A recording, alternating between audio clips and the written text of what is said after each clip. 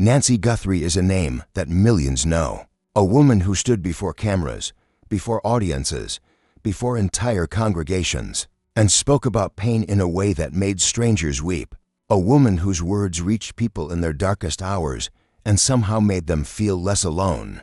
But behind the voice that comforted so many others was a mother carrying a grief most people will never fully understand. Because Nancy Guthrie's story is not just about faith, or books, or speaking on stages. It's about a daughter named Hope. And the devastating, heartbreaking truth of what happened to her. For years, people have whispered the question. They've searched for answers online.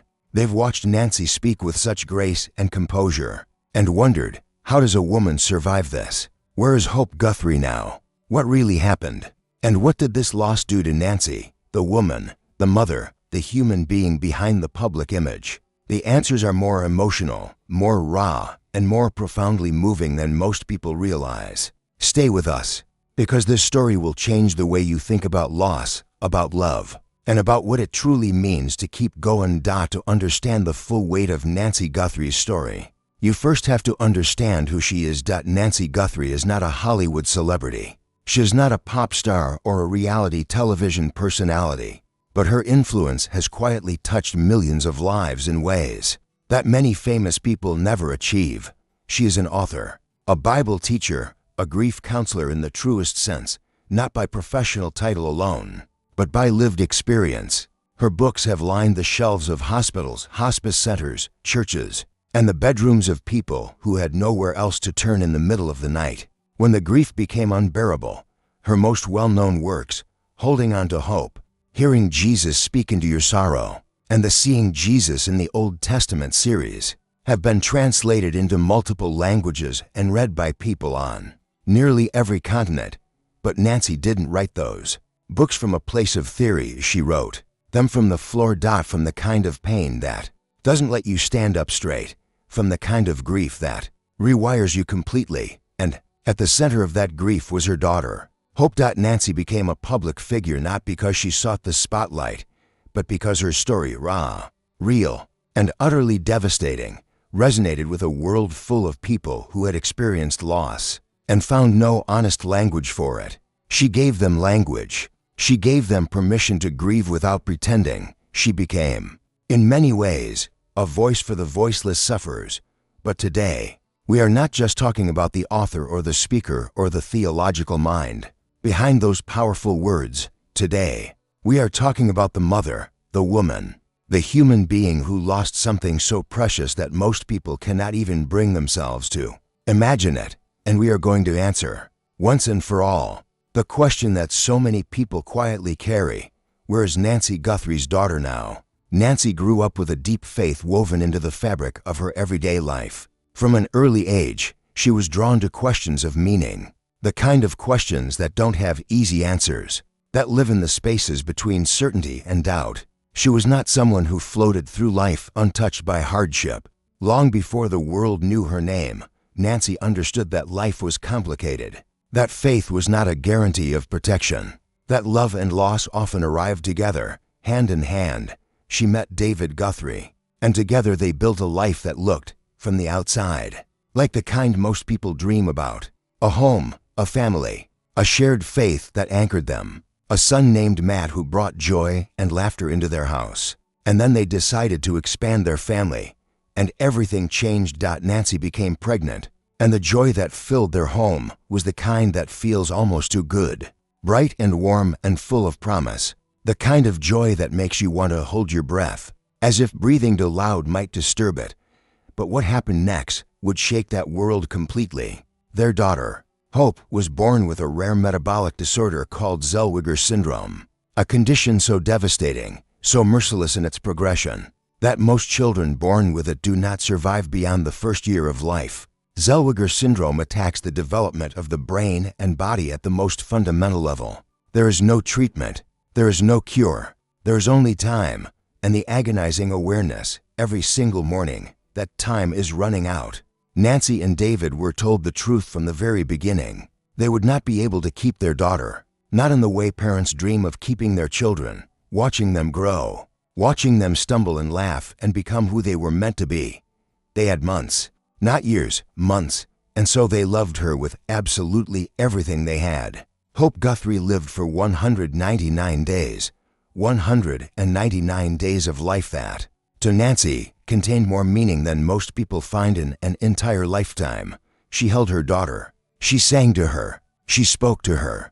She memorized every feature of her tiny face, every sound she made, every small and fleeting moment of warmth and presence. She didn't waste a single second, and when Hope was gone, Nancy was left standing in a silence so vast and so total that she didn't know who she was anymore. Grief has a way of dismantling you completely. It takes apart everything you thought you knew about yourself, about the world, about the God you believed in, and it asks you, slowly, ruthlessly, in the quietest and cruelest hours of the night, what you are going to rebuild with what's left. Nancy could have retreated. She could have sealed the story inside herself and never spoken of it again. No one would have blamed her instead. She wrote. Holding on to hope was born directly from her experience with her daughter. It was personal in a way that few books dare to be. It was honest about doubt, about anger, about the terrifying silence that follows devastating loss. It didn't offer tidy answers. It offered something far more valuable, company in the darkness. It resonated immediately, because people recognize truth the moment they encounter it. Readers wrote to Nancy from around the world, parents who had lost children, spouses who had lost partners, people sitting alone in hospital waiting rooms, clutching her book like a lifeline they hadn't expected to find. She had not sought fame, but purpose had found her. She began speaking publicly. She began teaching. She became a voice in grief ministry unlike anything else available, not because she had all the answers, but because she was courageously honest about not having them. This was her rise, not built on glamour or performance, built on the most painful raw material a human being can offer, her own broken heart, given openly to a world that desperately needed it. But the story wasn't over, because what almost no one was prepared for, what stunned even those closest to Nancy and David, was what came next. Nancy became pregnant again, and their second child, a son named Gabriel, was also born with Zellweger syndrome, the same diagnosis, the same devastating prognosis, the same unbearable countdown beginning all over again. Gabriel lived for 183 days, 2 children, the same rare condition, the same outcome. The statistical probability of this happening was almost incomprehensible. Zellweger syndrome is already extraordinarily rare. For the same couple to face the same diagnosis twice was the kind of thing that made even seasoned medical professionals fall completely silent. For Nancy, the second loss didn't simply double the grief. It multiplied it in ways that language will never fully be able to contain. There are moments in human life that break a person in ways that cannot be repaired, only transformed. And this was one of them. People wondered how she kept going, how she kept speaking to audiences, how she kept writing books about hope and faith and meaning when her own life had handed her two of the most devastating losses any parent could ever face. Some quietly questioned whether her continued public faith was genuine or performative, whether she was truly okay or simply performing okayness for an audience that needed her to be. But few people knew this hidden truth, that Nancy herself wrestled constantly with those very same questions, that she stood at the edge of doubt many times and stared directly into the darkness, that her faith was not untouched certainty or polished religious confidence. It was a daily, difficult, sometimes agonizing choice to believe that something meaningful existed beyond what she could see, touch, or explain. That honesty, that fierce refusal to pretend, is exactly what made her real. And that realness is what people kept coming back to. Year after year, David Guthrie walked through every step of this journey beside Nancy. And that, too, is a story worth telling slowly and with care. The loss of a child destroys many marriages. The statistics are brutal and unforgiving. Grief pulls people apart in ways that love sometimes cannot overcome. The silence, the guilt, the unanswerable questions, they create distance that grows and grows until the people who once knew each other completely become quiet strangers sharing the same roof. But Nancy and David stayed. They grieved together. They fought together. They found their way back to each other through the wreckage of two losses that would have shattered most relationships beyond any recognition. Nancy has spoken openly about the strain, about the moments of sharp anger and hollow distance, about the therapy, the long difficult conversations, and the silences where neither of them had a single word left. But she has also spoken, tenderly, about what remained. Love, real love, not the kind from romantic movies or greeting cards, but the daily, imperfect, quietly committed act of choosing the other person even when it's hard, even when it hurts, even when the grief sitting in the room with you is so thick and so heavy. You can barely breathe through it. Their son Matt witnessed all of this as he grew up. He was raised in a household touched by extraordinary loss, surrounded by parents who modeled something rare and profoundly powerful, the ability to survive devastation without being completely destroyed by it. Nancy has also spoken about the particular loneliness that comes with being a public grief figure, the unspoken expectation that she always have something wise and composed to say, the quiet pressure to represent strength when inside she was still, sometimes, just a mother who missed her children terribly. That tension between the public self and the private, fragile human is one of the most deeply honest and relatable things about her entire story. Time does not erase grief. Anyone who has experienced real loss understands this instinctively.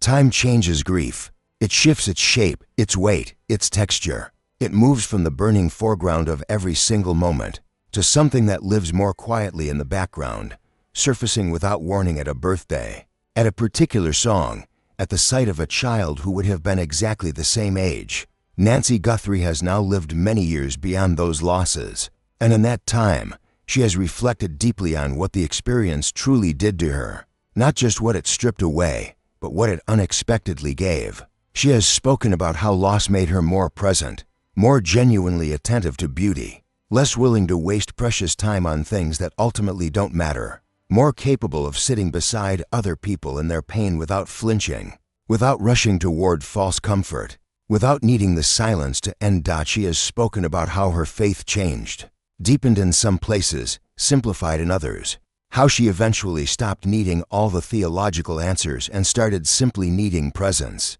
The presence of something larger than herself, the presence of other people willing to show up and stay. She has spoken about Hope and Gabriel not as tragedies but as people, real people who existed, who mattered completely, whose brief and luminous lives sent ripples into the world through every single person Nancy ever reached with her words. This is the kind of reflection that only comes from years of living with grief as a companion rather than fighting it as an enemy. So where is Nancy Guthrie's daughter now? Hope Guthrie is gone. She passed away at 199 days old, held in the arms of her mother, completely surrounded by love. She is not missing. She is not estranged. She is not living a secret life somewhere beyond the reach of public knowledge. She lives now in the work that Nancy built in her name, in the books that carry her story forward, in the grieving parents who picked up holding on to hope at 3 a.m, and finally, for the first time, felt truly understood. In the retreats Nancy runs for parents who have lost children, where the name Hope is spoken aloud with quiet reverence and deep, enduring tenderness, the question, "Where is she now?" comes from genuine curiosity, from people who encountered Nancy's story and wanted to understand the full and unfiltered picture. And the full picture is this: Hope's life was heartbreakingly short, but her impact, carried forward by her mother's extraordinary and unrelenting courage, has been absolutely immeasurable. This is not a story of a missing person. It is the story of a mother who refused, with every breath she had, to let her daughter's brief existence fade into silence, who took the most devastating chapters of her own life and transformed them, slowly and painfully, into a gift for millions of strangers she would never meet. That is the truth behind the question. That is what Nancy Guthrie has been doing all along. There is a kind of strength that the world doesn't celebrate nearly enough. Not the strength of victory, not the strength of perfect faith or unshakable certainty, but the quiet, stubborn, extraordinary strength of continuing, of waking up every single morning in a world that has taken something irreplaceable from you, and deciding, slowly, imperfectly, sometimes barely, to keep going anyway. Nancy Guthrie is not a superhero. She is a mother, a wife, a woman who has known grief in its most devastating and unrelenting form and found, somewhere deep inside of it, a reason to speak. Hope and Gabriel Guthrie lived for a combined total of less than 1 year. But through their mother's voice, their stories have reached millions of people across decades and continents. They have sat beside grieving strangers in hospital rooms. They have whispered through the pages of a book into the ears of mothers who believed, in those dark hours, that they were completely and utterly alone. That is legacy, not built from fame or fortune or carefully managed public image, built from love and loss and the fierce and tender refusal to let pain be wasted. If you are watching this and you are carrying something heavy right now, a grief, a loss, a question you cannot find the answer to, let Nancy's story remind you of something important. You are not the only one who has felt the floor disappear beneath them. You are not the only one who has loved something deeply and lost it completely. And you are not alone in trying to figure out what comes next. Some stories don't end with clean answers. They end with the courage to keep asking. Nancy Guthrie kept asking, and in doing so, she helped the rest of us find words for our own silence.